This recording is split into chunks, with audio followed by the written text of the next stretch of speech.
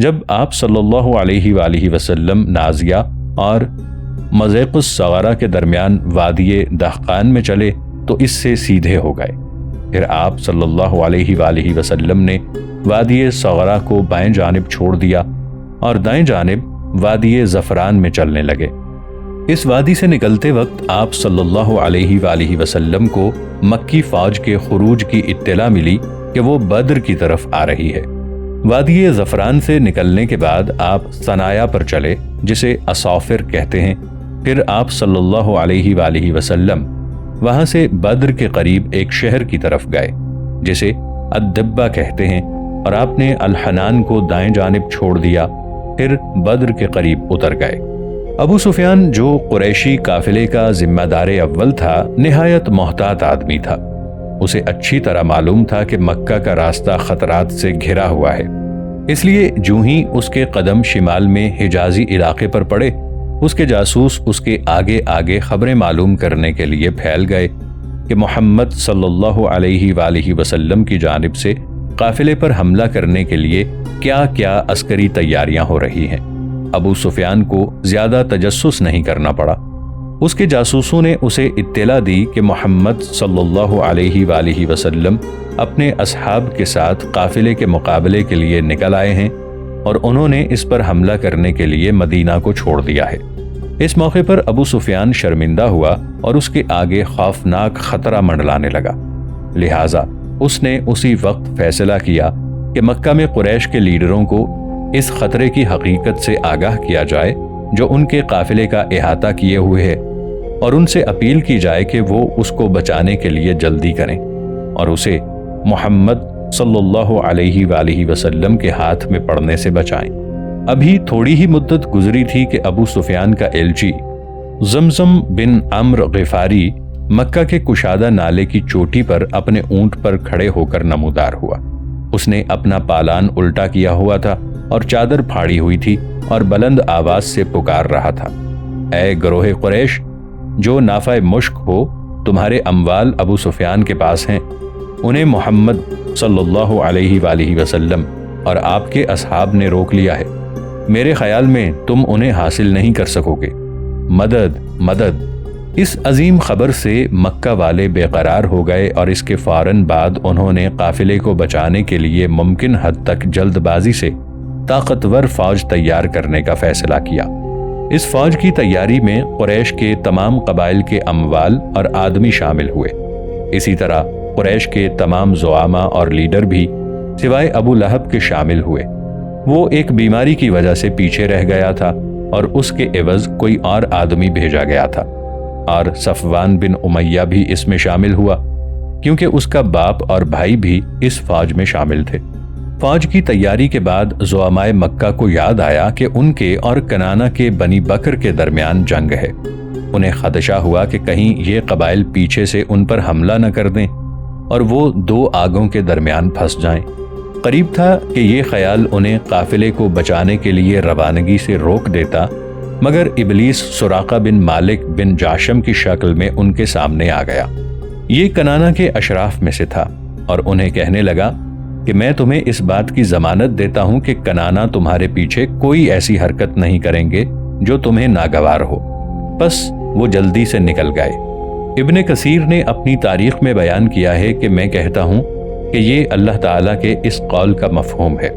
بسم اللہ الرحمن الرحیم وَلَا تَكُونُوا كَالَّذِينَ خَرَجُوا مِن دِيَارِهِمْ بَطَرًا وَرِئَاءَ النَّاسِ وَيَصُدُّونَ عَن سَبِيلِ اللَّهِ وَاللَّهُ بِمَا يَعْمَلُونَ مُحِيطٌ وَإِذْ زَيَّنَّ لَهُمُ الشَّيْطَانُ أَعْمَالَهُمْ وَقَالَ لَا غَالِبَ لَكُمُ الْيَوْمَ مِنَ النَّاسِ وَإِنِّي جَارٌ لَكُمْ فَلَمَّا تَرَاءَتِ الْفِئَتَانِ نَكَصَ عَلَى عَقِبَيْهِ وَقَالَ إِنِّي بَرِيءٌ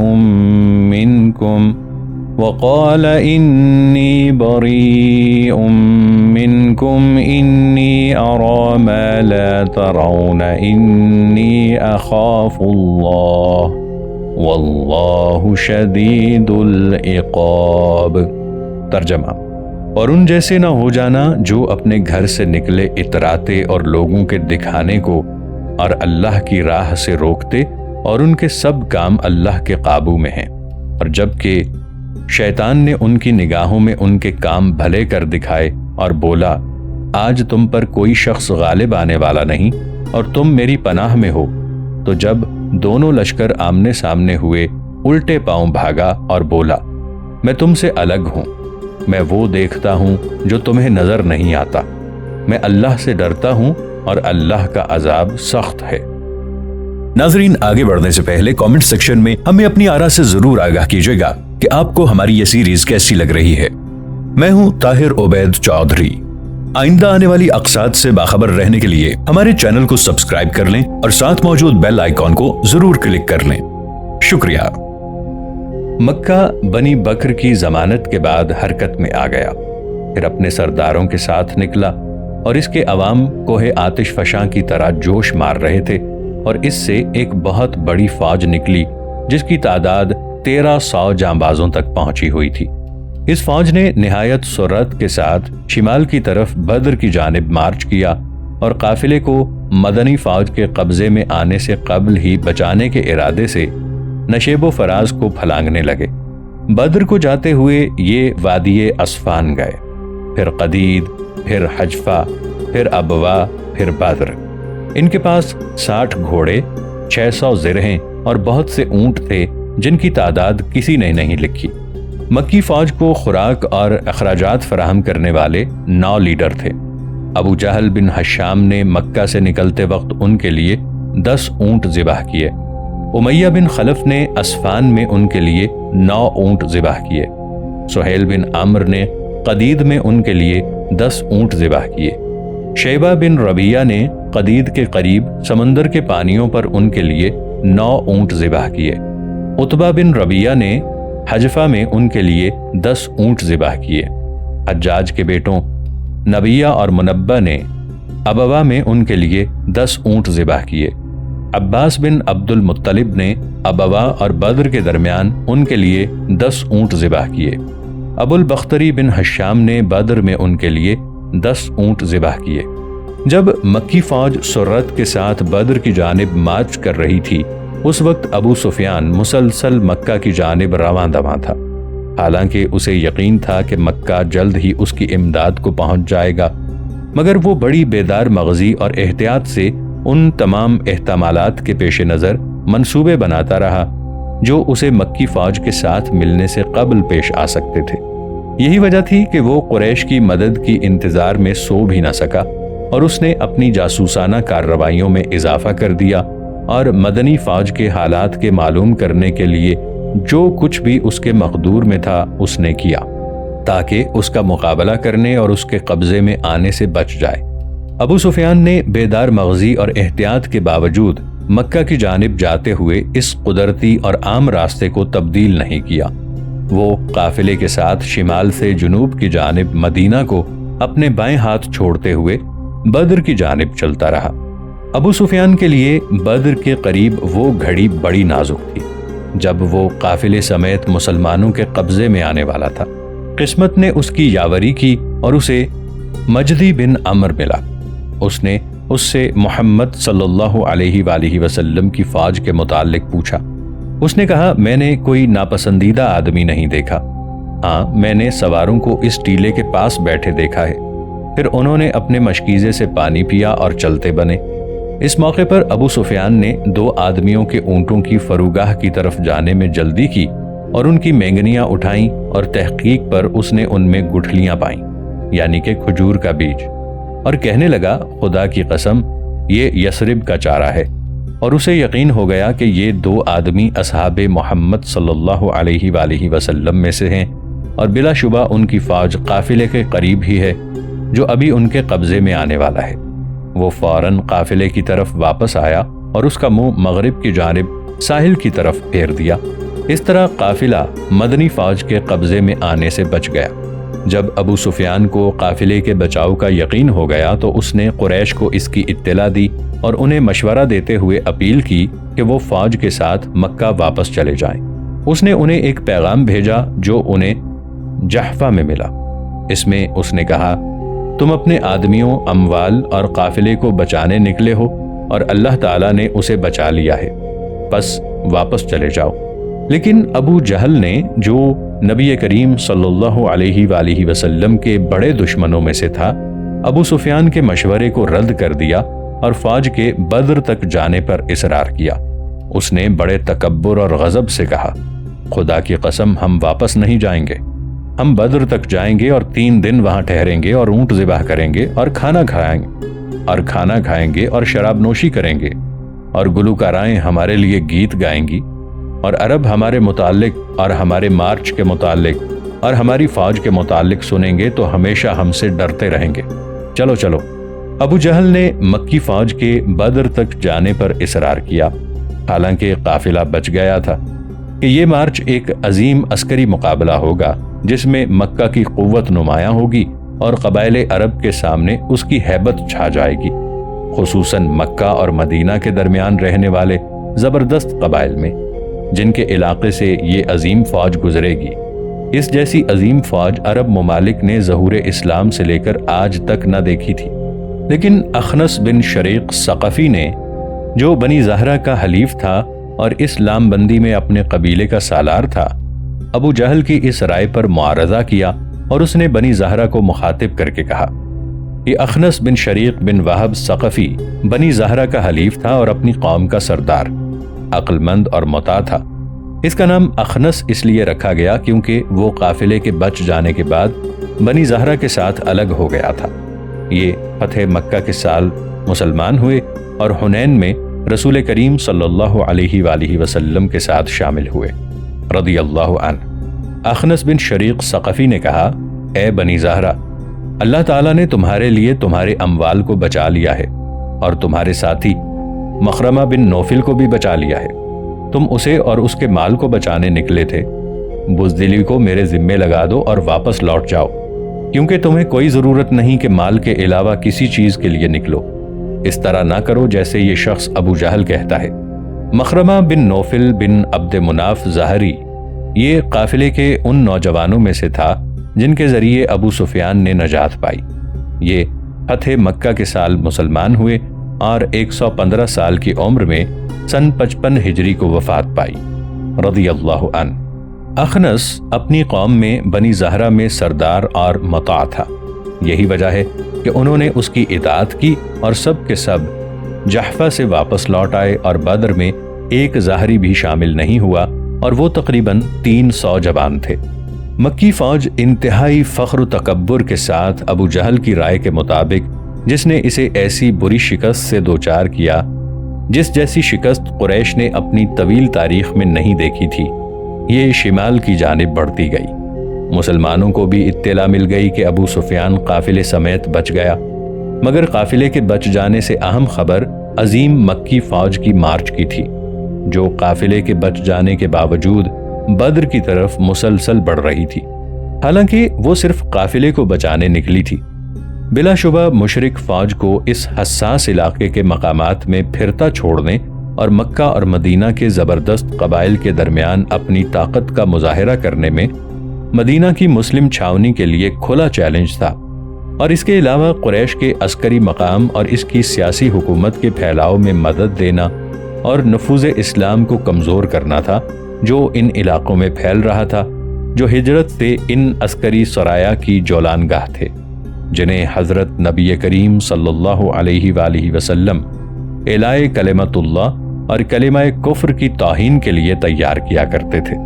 لہٰذا مکی فوج کا مدنی فوج سے الجھے بغیر بدر تک چلے جانا یہ مفہوم رکھتا ہے کہ وہ جنگ کرنے سے پیچھے ہٹ گئے ہیں، اور اگر یہ بات محمد صلی اللہ علیہ وآلہ وسلم کی فوج سے ظاہر ہو تو اس علاقے میں مسلمانوں کی ہیبت اور ان کی عسکری شہرت پر بہت برا اثر پڑے گا، اور یہ بزدلی ابو جہل کی حوصلہ افزائی کرے گی اور وہ جنگ کو مدینہ کی دیواروں تک لے جائے گا اور حضرت صلی اللہ علیہ وآلہ وسلم سے ان کے گھر میں جنگ کرے گا۔